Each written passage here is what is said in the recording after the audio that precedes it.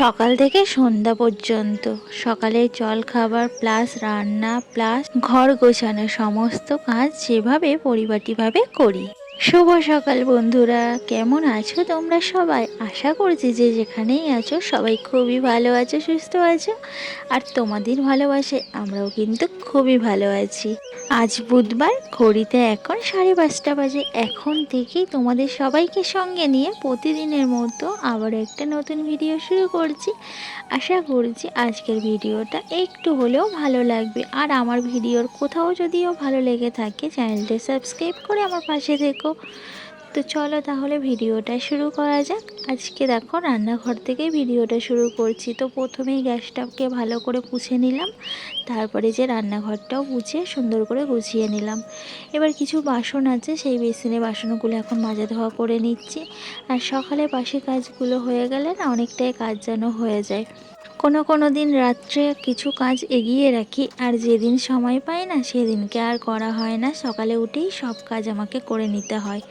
আর সকালবেলায় টাইমে টিফিন করা আছে, দুষ্টুটাকে স্কুলে পাঠানো, ওকে রেডি করানো, তো অনেকটাই ঝামেলা হয়ে যায়। যদি আমি কাজগুলো আগের দিন করে রাখতে পারি, এগিয়ে রাখতে পারি, তাহলে আমার অনেকটাই সুবিধা হয়। তো দেখো বাসনগুলো মেজে চলে এলাম ঘরে। এখন আমি ফ্রিজ থেকে সবজি বার করে নিচ্ছি, তোমাদের দাদাভাই টিফিন করে দেবো। তো সবজিগুলো কেটে নিই, তারপর রান্নাঘরে গিয়ে রান্নাটা বসাবো। দুষ্টুটাকে এখনও তুলতে হবে, ঘুমাচ্ছে নিচের ঘরে। তো আজকে পেঁপের তরকারি করে দেবো, তো পেঁপে আলু রসা করে দেবো। এই জন্য পেঁপে কাটছি, যদিও দাদাভাই না পেঁপে খেতে চায় না। তো কি করে দেবো বলো তো, এত সকালবেলায় আবার এক্ষুনি আমাকে দুষ্টুটাকে ডেকে তুলে রেডি করতে হবে। এমনিতেই 7:30 বাজতে যায়, 8টা দিয়ে স্কুল, তার আগেই আমাকে ওকে রেডি করে পাঠাতে হবে। তো তরকারিটা কেটে কোনো রকমে বসিয়ে জল দিয়ে আমি যাব নিচে আর দুষ্টুটাকে ডাকতে। তো দেখো সবজিটা কেটে চলে এলাম রান্নাঘরে। এখন আমি তরকারিটা বসিয়ে নেবো। তো এখানে 5 ফোড়ন আর শুকনো লঙ্কা ফোড়ন দিয়ে নিয়েছি, নিয়ে আমি পেঁপে আর আলুটা তুলে দিলাম, ভালো করে একটু ভাজা ভাজা করে। তারপর নুন হলুদ দিয়ে আর একটু সামান্য জিরের গুঁড়ো দেবো, দিয়ে ভালো করে একটু নাড়াচাড়া করে জল ঢেলে দেবো। প্রতিটা দিন সকালবেলা এভাবেই আমাকে তাড়াহুড়ো করে কাজগুলো করতে হয়, কোনটা ছেড়ে যে কোনটা করব ভেবে পাই না। তো এই যে পেঁপের তরকারিটায় আমি জল দিয়ে দিলাম, এবার ছুটবো নিচে। তো ওপর নিচ হয়ে না আমার বড় অসুবিধা। তো এই দেখো আমি এখন দৌড়াচ্ছি, দুষ্টাকে তুলতে হবে, অনেকটাই দেরি হয়ে গেছে, আর ও তো অঘরে ঘুমাচ্ছে, ওকে এখন টেনে টেনে আমাকে তুলতে হবে। তো দেখো এখন ঘড়িতে কটা বাজে, 7:35 হয়ে গেছে, আর ও দেখো অঘরে ঘুমাচ্ছে। তো ওকে ডেকে ডেকে এখন তুলবো, কিছুতেই উঠতে চাইছে না। দেখো টেনে টেনে তুলতে চাইছি আর ও সরে যাচ্ছে। তো অনেক কষ্টে তুললাম, তুলে এই যে রেডি করিয়ে দিয়েছি। যখন স্কুলটা ছুটি ছিল তখন ভোরবেলা উঠে যেত, 7টার মধ্যে তো উঠেই যেত, ডাকতে হতো না। আর এখন স্কুল শুরু হয়ে গেছে, আবার ডাকাডাকি, কিছুতেই উঠতে চায় না। তো এই যে স্কুলে চলে গেল পাপার সঙ্গে, আর আমি চলে এলাম এদিকে আবার রান্নাঘরে। তো রান্নাঘরে এসে দেখি তরকারিটা আমার ফুটে হয়ে গেছে প্রায়, আর একটুখানি ঝোলটা কমিয়ে আমি নামিয়ে নেবো। আর দাদাভাইয়ের টিফিনটাও আমাকে টাইমের মধ্যে রেডি করতে হয়, নাহলে দাদাভাইয়েরও দেরি হয়ে যায়। প্রচণ্ড পরিমাণে মাথাটা যন্ত্রণা করছে, হালকা হালকা ঠান্ডাও পড়ে গেছে, আর এই ওপরটায় না খুব হাওয়া দেয়। তো মাথাটা ভীষণ যন্ত্রণা করছে, তাই জন্য ভাবলাম একটু চা করে খেয়ে নিই। তো চা করে নিলাম, আর আমার টিফিনটা হয়ে গেছে করা, দাদাভাইকে খেতে দিয়েছি, দাদাভাই খাচ্ছে। আর আমি চা নিয়ে বসলাম, ওই যে দেখো চাটা এখন ঠান্ডা হচ্ছে, আর আমি দাদাভাইয়ের টিফিনটা গুছিয়ে দিলাম।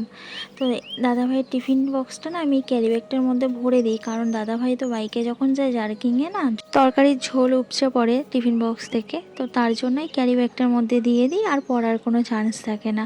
তো দাদাভাইয়ের টিফিন বক্সটা গুছিয়ে নিয়ে এই যে এখন আমি দাদাভাইকে দিতে যাচ্ছি। আর তোমরাই দেখতে থাকো দিনে কতবার আমি ওপর নিচ করি, ওঠা নামা আমার প্রত্যেক দিন লেগেই আছে। যেমন জীবনে আমার ওঠা নামা ছাড়া আর কিছু নেই, কখনো দেখো ভালো কখনো খারাপ। তো এরকম প্রত্যেক দিন আমাকেও বাড়িতে ওঠানামা করতে হয় সিঁড়িতে। তো তো যাই হোক, এই দেখো ঘরের অবস্থা। এখন এবার আমি ঘরটা গুছিয়ে নেবো, দাদাভাই তো বেরিয়ে গেছে আর এখন 9:30 বাজে। তো চলো ঘরটাকে আমি ভালো করে গুছিয়ে নিই, আবার দুষ্টাকে আনতে যাব।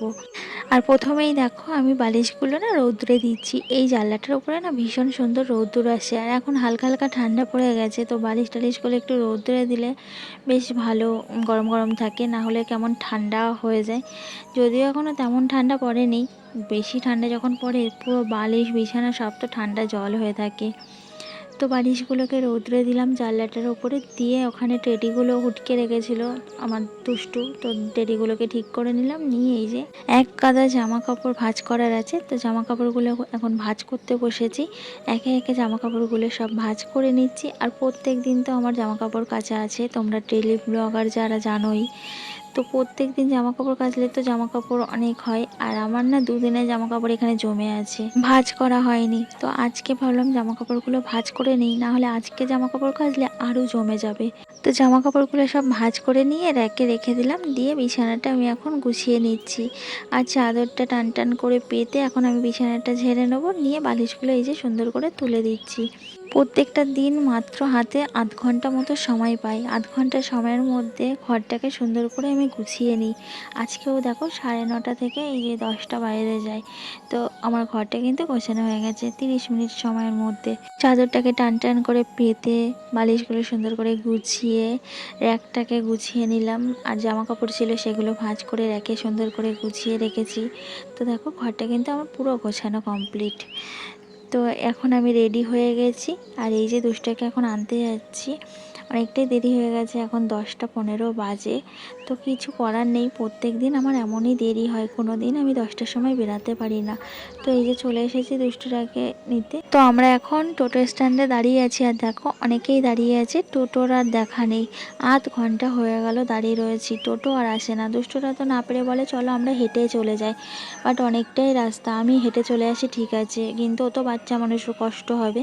তার জন্য আমি বললাম দাঁড়াও, এক্ষুনি টোটো চলে আসবে। তো প্রায় 1.25 ঘন্টা মতো লেগে গেল, তারপর টোটো এলো। বাড়ি আসার পথে মুদিখানার দোকান থেকে কিছু জিনিস নিয়ে এলাম, আলু, নুন, তারপর পেঁয়াজ, আদা, রসুন এগুলো নিয়ে আসার ছিল, ফুরিয়ে গেছিলো। তো নিয়ে এই যে আমরা এখন বাড়ি এলাম, আর তালাটা খুলে ঘরে ঢুকে দুষ্টাকেও স্নান টান করে ওকে রেডি করিয়ে দিলাম, দিয়ে আমিও ড্রেসটা চেঞ্জ করে এই যে ওপরে এলাম। উপরে ঘরটা আজকে আমি আর গুছিয়ে যেতে পারিনি, অনেকটাই দেরি হয়ে গেছিলো, তার জন্য এই যে ওপরে ঘরটা এখন গুছিয়ে নিচ্ছি। আর দুষ্টুটা বাইরে খেলা করছে, আমার জায়ের মেয়ে এসেছে, তো ওর সঙ্গেও খেলা করছে। ওকে খাবিয়ে টাবিয়ে দিয়েছি, একটু খেলা করুক, আমি ততক্ষণে ঘরের কাজগুলো করে নিই, তারপরে ওকে পড়তে বসাবো। আমি রান্নাটাও বসিয়ে দেবো দিকে, আর ও পড়বে। পরের সপ্তাহ দিয়ে ফাইনাল এক্সাম শুরু হয়ে যাবে, তো আর বেশি দিন দেরি নেই, হাতে মাত্র আর কয়েকটা দিন দেরি আছে। তো জায়ের মেয়েটা এসছে বলে একটু খেলতে দিলাম, না হলে পড়তে বসিয়ে দিতাম। আর খেলার সময়ও তো পায় না, সর্বক্ষণ তো পড়াশুনো করে আর একা একাই খেলা করে। ওই জায়ের মেয়েটা যখন আসে তখন একটু খেলাধুলো করে। তো দেখো দুজনে মিলে খেলা করছে, ওদের তো একটু খেলাধুলোর সময়ও দিতে হবে, সব সময় তো পড়তে বসালে আর হবে না, ওরাও তো বাচ্চা মানুষ। তো ঘরটাও আমার ঝাড় দেওয়া হয়ে গেল, আর আমি চলে এলাম রান্নাঘরে। তো এই যে রান্না বসিয়ে দিয়েছি, আর এখানে আমি আজকে এখন রান্না করে নিয়েছি কাশকি মাছ। এটা আমি আজকে ফার্স্ট রান্না করছি, এই মাছটা রান্না আমি সত্যিই জানি না কিভাবে করতে হয়, আমি ইউটিউব দেখে মাছটা রান্না করছি, জানি না কেমন খেতে হবে। তো যারা যারা এই মাছ খেয়েছো, রান্না করতে জানো, প্লিজ একটু আমাকে জানিও কীভাবে এই মাছটা রান্না করতে হয়। আমি যে কটা রেসিপি দেখলাম কেউ না মাছটাকে ভাজেনি, এভাবেই রান্না করেছে, তার জন্য আমি ওইভাবে রান্না করলাম, কারণ কোনো দিন এই মাছ তো রান্না করিনি, তাই এই মাছের ব্যাপারে না আমার কোনো অভিজ্ঞতা নেই। তারপরে এই যে এখানে আমি বড়া দিয়ে বেগুন আলু দিয়ে তরকারি করে নিলাম, এগুলো ডালের বড়া, মসুর ডালের বড়া, ভিজিয়ে রেখে পেস্ট করে নিয়েছিলাম। তো তারপরে এই যে আমরা দুপুরে খাওয়া দাওয়া সেরে এখন ঠেকুয়া নিয়ে বসেছি।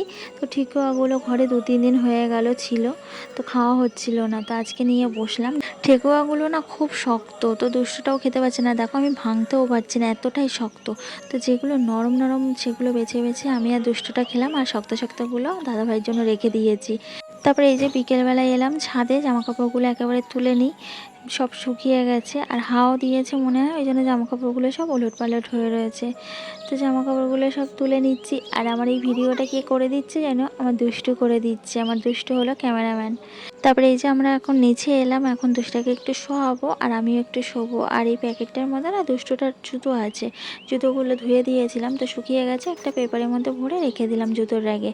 আর 3:30 4টে বাজতে যাই, দুষ্টটাকে এবার একটু শোয়াই। আর এদিকে দুষ্টটার অবস্থা দেখো, ওকে শোয়াবো বললাম আর ও খেলা শুরু করে দিয়েছে। তো আমিও না ওর সাথে সাথে কখন যে ঘুমিয়ে পড়েছিলাম কে জানে। মানে অন্যদিন ঘুম পায় না, আজকে চোখ লেগে গেছিলো।